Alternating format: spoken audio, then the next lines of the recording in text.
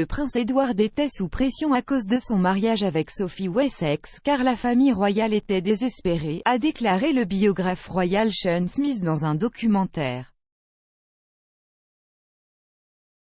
Le plus jeune fils de la reine, 57 ans, s'est marié avec Sophie, comtesse de Wessex, 56 ans, à la chapelle Saint-Georges du château de Windsor en 1999. Le couple a 2 enfants ensemble, Lady Louise Windsor, 17 ans, et James, vicomte Severn, 13 ans. Édouard a commencé à sortir avec Sophie en 1993 au milieu d'une période mouvementée pour la reine et la famille royale. En mai 1996, le fils de la reine, le prince Andrew, a divorcé de sa femme Sarah Ferguson, souvent connue sous le nom de Fergie.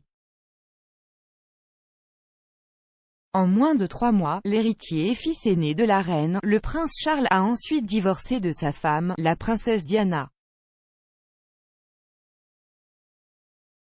Un an plus tard, en 1997, Diana, souvent connue sous le nom de « princesse du peuple », a été tuée dans un accident de voiture à Paris. Le biographe royal Sean Smith a affirmé dans une interview de retour qu'Édouard ressentait une pression pour épouser Sophie. L'écrivain est le co-auteur du livre Sophie Kiss, The True Love Story of Prince Edward and Sophie Rhys-Jones. Il a parlé pour le documentaire de 1999 Prince Edward Sophie Rhys-Jones, The True Story, qui a été filmé avant le mariage des Wessex.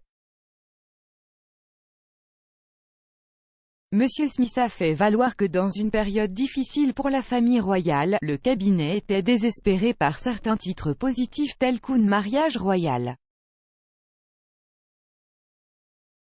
Il a déclaré, et il a eu le divorce de Charles et Diana, il a eu le divorce de Fergie et Andrew, et il a eu la triste mort de Diana. S'il se mariait avec Sophie à un moment quelconque au cours des dernières années, ce serait considéré comme la bonne nouvelle dont la famille royale avait désespérément besoin.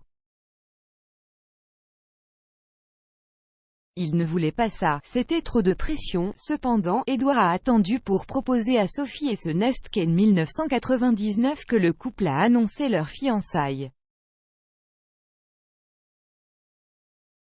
Édouard était farouchement protecteur de sa future épouse et a publié une défense sans précédent de sa vie privée. En 1993, le prince a envoyé une déclaration ferme à la presse au milieu d'un intérêt médiatique intense pour sa petite amie de l'époque. Il a déclaré « Je prends cette mesure inhabituelle de vous écrire directement dans l'espoir d'empêcher vos journalistes et photographes de détruire cette partie de ma vie que j'ai le droit de considérer comme privée et plus importante encore, la vie de Sophie. » Depuis son mariage dans la famille royale, Sophie a noué de bonnes relations avec sa belle-mère, la reine. Elle est connue pour avoir été une source clé de réconfort pour le monarque lors de la mort de Diana et de celle de la reine-mère en 2002. Sophie vit également près du château de Windsor de la reine, avec elle et la résidence royale des Édouard de Bagshot Park à seulement 18 km. Cependant, au cours de ses années de formation, Sophie et son frère David ont grandi dans une maison beaucoup plus modeste du village de Brenchley, dans le Kent. S'exprimant pour le même documentaire, Monsieur Smith a ajouté « Je l'appellerai la classe moyenne. Ses parents ne sont pas riches, mais ils pensent que l'éducation est un meilleur indicateur de classe que l'argent.